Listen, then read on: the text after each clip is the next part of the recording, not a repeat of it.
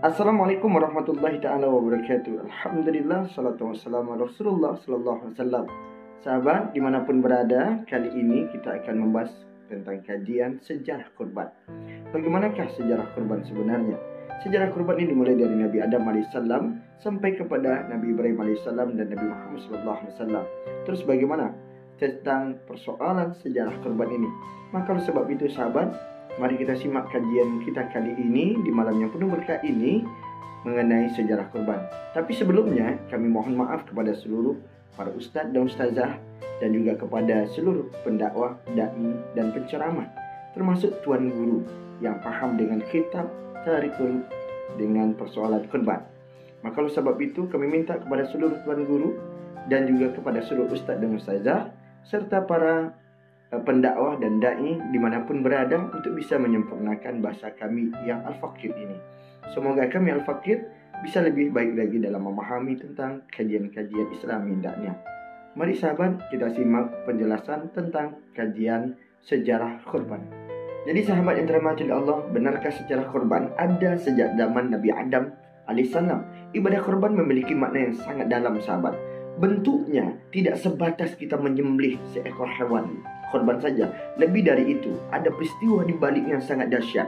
Dengan memahami mengapa sejarah korban diperintahkan Allah Subhanahu wa taala kepada kita, kita akan menjadi merasa memiliki rasa bahagia saat menjalankan hari raya korban tersebut.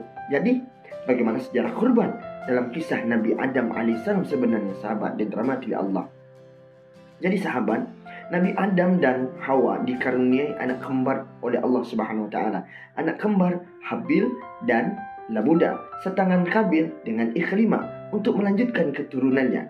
Allah Subhanahu wa taala memerintahkan Nabi Adam untuk menikahkan anak-anaknya secara silang sahabat, tidak dalam satu kelahiran, yaitu Habil dinikahkan dengan Ikhrimah dan Khabil dengan Labuda.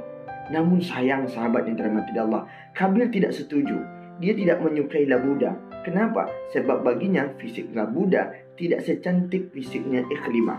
Nabi Adam SAW memohon pertolongan kepada Allah untuk menyelesaikan perkara tersebut. Kemudian Allah memerintahkan kepada kedua anaknya, Habil dan Khabil, untuk memberikan kurban yang dibawa ke atas bukit. Habil membawa kurban dari hasil pertaniannya sahabat, yang kondisinya sudah tidak bagus. Sedangkan Habil membawa hasil peternakannya yang terbaik yang disembahkan kepada Allah. Ketika keduanya mempersembahkan kurban, hanya kurban Habil lah yang diterima oleh Allah Subhanahu wa taala, sedangkan Habil tidak. Habil di saat itu sangat murka dan kemudian membunuh Habil karena Habil diterima tentang kurbannya. Kisah korban ini diceritakan dalam Al-Quran oleh Allah Subhanahu wa taala dalam surah Al-Maidah ayat yang ke-27 yang ceritakanlah Muhammad kepada mereka kisah kedua putra Adam, Habil dan Khabil, menurut yang sebenarnya. Ketika keduanya mempersembahkan korbannya, maka diterima dari salah seorang dari mereka berdua, baik Habil, dan tidak diterima darinya yang lain yaitu Khabil. Dan ia Khabil berkata, aku pasti membunuhmu. Berkata Habil, sesungguhnya Allah hanya menerima korban dari orang-orang yang bertakwa. Subhanallah. Jika korban tidak dilandasi dengan rasa keimanan sahabat dan ketakwaan kepada Allah Subhanahu wa taala, maka tidak akan ada nilainya di sisi Allah Subhanahu wa taala. Terus bagaimana dengan sejarah Nabi Ibrahim alaihissalam yang menyembelih anaknya Ismail?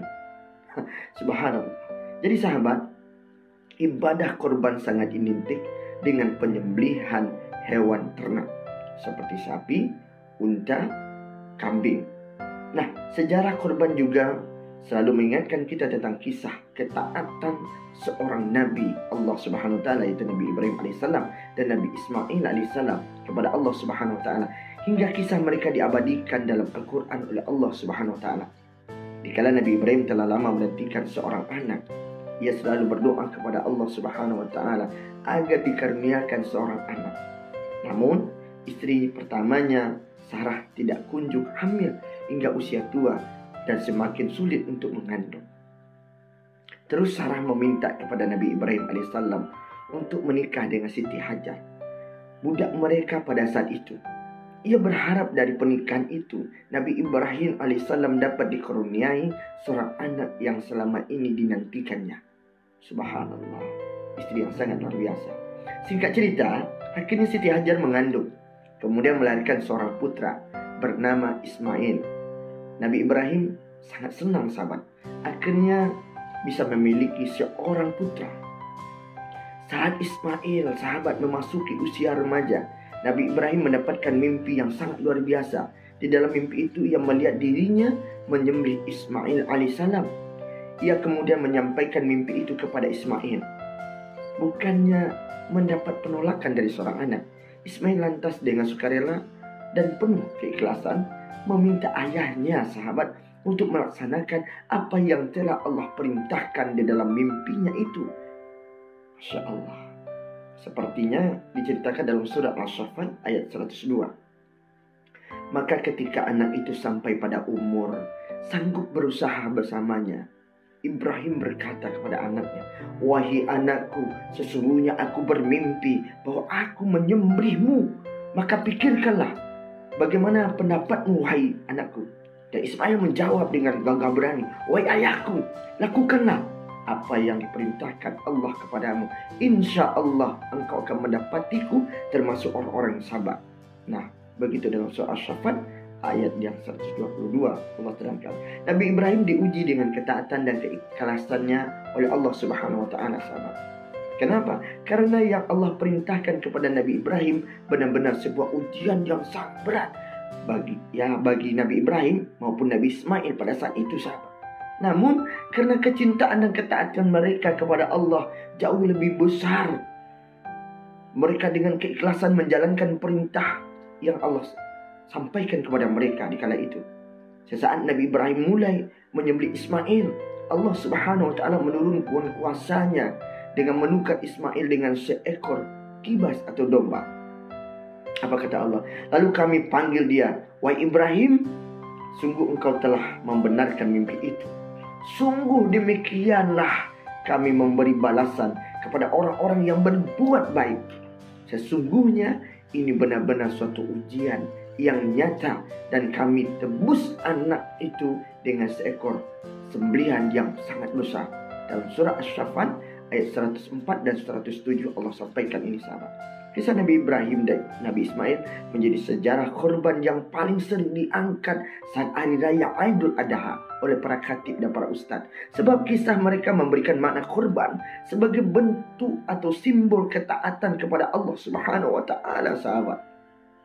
Digantikannya Ismail dengan seekor domba yang besar menjadi syarat sebagai hewan kurban. Bagi yang ingin berkorban harus menyiapkan hewan kurban yang sangat terbaik kepada Allah. Bisa unta, sapi, atau domba, atau kambing. Karena menantinya daging korban itu akan dibagikan kepada sesama kaum muslimin, terutama bagi mereka yang sangat membutuhkannya. Sahabat yang dirahmati Allah, hal ini sebagai bentuk rasa syukur atas rezeki yang telah Allah berikan kepadanya. Sebagaimana firman Allah Subhanahu wa taala, "Dan bagi setiap umat telah kami syariatkan menyembelih kurban agar mereka menyebut nama Allah atas rezeki yang diberikan kepada mereka berupa hewan ternak. Maka Tuhanmu adalah Tuhan yang Maha Esa. Karena itu berserah dirilah kamu kepadanya dan sampaikanlah Muhammad kabar gembira kepada mereka yang tunduk patuh kepada Allah Subhanahu wa taala." Diterangkan surah Al-Hajj ayat ke-34. Melaksanakan ibadah kurban berarti ikut mensyiarkan agama Islam. Karena dari sejarah kurban ini sahabat, kita bisa mengetahui kemuliaan dan kebesaran Allah Subhanahu wa taala. Saat Nabi Ismail diganti dengan seekor domba. Lebih dari itu, kita bisa berbagi manfaat rezeki di hari raya Idul Adha. Nah sahabat, dan unta-unta itu kami jadikan untukmu bagian dari syiar agama Allah. Kamu banyak memperoleh kebaikan padanya. Maka sebutlah nama Allah ketika kamu menyembelih dalam keadaan berdiri dan kaki-kaki telah terikat seluruhnya. Kemudian apabila telah rebah atau mati, maka makanlah sebagiannya dan berikanlah makananmu makan tersebut merasa cukup kepada orang-orang yang merasakan kebutuhan yang ada padanya, tidak meminta-minta lagi mereka. Dan orang yang meminta, demikianlah kami tunggu. Kami tundukkan unta-unta itu untukmu, agar kamu bersyukur. Diterangkan dalam surah Al-Hajj ayat yang ke-36. Melaksanakan ibadah kurban juga sebagai bentuk ketaatan kita kepada Allah, sahabat. Juga meneladani ajaran Rasulullah SAW, serta ikut menyerukan Islam agar orang lain dapat ikut menjalankan ajaran Rasulullah SAW kepada masyarakat luas. Jadi sahabat yang dirahmati oleh Allah Subhanahu Wa Taala, dengan meneladani kisah kurban ini, sehingga kita bisa mengetahui kisah sejarah kurban. Ternyata memang ada sejak zaman Nabi Adam alaihissalam tentang persoalan kurban menjadi ibadah yang paling tua yang pernah dilakukan, yaitu berkorban untuk Allah Subhanahu Wa Taala. Namun perintah kurban dianjurkan setelah peristiwa dari kisah Nabi Ibrahim alaihissalam dengan syariat yang sudah ditentukan, yakni mengkorbankan hewan ternak yang sehat, yang bagus, yang baik, hingga sampai persoalan korban ini pada masa Nabi Muhammad SAW yang melakukan penyembelihan hewan dengan dua ekor binatang korban. Nah sahabat, berserta kalau kita lihat Nabi Muhammad SAW menyembelih korbannya untuk kita dan untuk keluarganya. Maka oleh sebab itu sahabat, jangan melupakan sejarah sahabat. Sebab sejarah memberikan kita pelajaran yang baik untuk dilakukan dan yang buruk untuk ditinggalkan. Apalagi sejarah kurban pada zaman Nabi Adam AS mengajarkan kita untuk memilih kurban terbaik sebagai bentuk keimanan kepada Allah Subhanahu Wa Taala. Sejarah Nabi Ibrahim AS mengajarkan kita tentang bagaimana kita ini taat dan sabar. Dan kurban di masa Nabi Muhammad SAW mengajarkan kita tentang mana kecintaan terhadap sesama.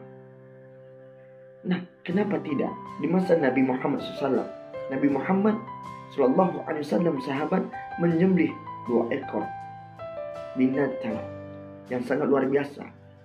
2 ekor itu ada untuk dirinya dan keluarganya, dan 2 ekor lagi untuk dirinya dan umatnya. Subhanallah. Maka sahabat dirahmati Allah, inilah sedikit gambaran tentang kisah sejarah yang sangat luar biasa tentang kurban. Kalau kita hanya memahami tentang persoalan kisah kurban itu Nabi Ibrahim alaihissalam, tapi ada kisah dari Nabi Adam alaihissalam dengan anaknya Habil dan Khabil, dan kisah Nabi Ibrahim dengan anaknya Ismail, dan kisah kurban tentang persoalan kisah kurban di Nabi Muhammad SAW yang disyariatkan tentang persoalan kurban di hari raya Idul Adha. Maka oleh sebab itu sahabat, bersyukurlah kita masih diberikan sesuatu yang sangat luar biasa oleh Allah Subhanahu Wa Taala, sehingga Allah masih memberikan kesempatan kepada kita orang-orang yang kaya, orang yang mampu untuk melaksanakan kurban. Maka oleh sebab itu kita berdoa kepada Allah Subhanahu Wa Taala, semoga kurban yang kita laksanakan pada tahun kali ini nanti, bagi orang-orang yang melaksanakan kurban, kita berdoa, ya Rob, jadikan tanduk-tanduknya, jadikan kuku-kukunya, jadikan bulu-bulunya sebagai penghapus dosa bagi sahabat-sahabat kami yang melaksanakan kurban. Maka ya Rob, kami minta semoga saja mereka mengucapkan Bismillah Allahu Akbar di saat menyembelih, dan mereka berkata kepada Engkau, ya Rob, kuserahkan hartaku, kuserahkan kurbanku ini yang terbaik kepada Engkau, semoga Engkau pun menjadikan kekuatan, ketaatan, dan kesabaran buat diri kami, dan menjadikan seorang hamba yang sabar dan juga taat kepada Engkau, dan sehingga kami nanti ketika berpulang kepada Engkau meninggal dalam keadaan husnul khatimah. Dan setiap korban kami menjadi saksi bagi kami indahnya penghapusan dosa bagi kami dan meningkatkan pahala kami, ya Allah. Ini yang kita minta. Dan semoga sahabat, sejarah korban yang singkat dari kami Al-Fakir ini setidaknya menjadikan wawasan bagi kami dan bagi kita semua yang mendengarkan. Dan marilah kita bagikan video ini sehingga video ini bisa tersebar dengan persoalan dakwah kita hendaknya. Maka sahabat yang dirahmati Allah, persoalannya singkat tentang sejarah korban, dan kami mohon maaf kepada tuan guru, para alim dan ulama, dan juga para ustaz dan ustazah, para dai dan pendakwah, dan para mubalik dimanapun berada. Mohon maaf tidak mengajari atau menggurui. Kami adalah fakir, yang salah dari kami, yang benar dari Allah Subhanahu Wa Taala. Allah Maha Sempurna, dan tangan kami adalah yang paling daif. Nah, oleh sebab itu sahabat, mari kita saling mendukung tentang persoalan dakwah Islam ini. Semoga syariat Islam dan syiar dakwah Islam makin tegak hendaknya. Semoga bermanfaat apa yang kami sampaikan. Mohon maaf dari kami Al-Fakir bila ada kata-kata yang tidak sempurna dan tidak pada tempatnya kami sampaikan. Mohon dimaafkan karena kami adalah manusia biasa. Dan semoga apa yang kami sampaikan bila itu baik rasanya, maka jadikan itu pelajaran. Apabila itu buruk, maka tinggalkan. Dari kami demikian dulu sahabat kajian kita tentang seputar sejarah kurban. Semoga bermanfaat. Kami akhiri. Wallahu muwaffiq ila komentari. Assalamualaikum warahmatullahi wabarakatuh.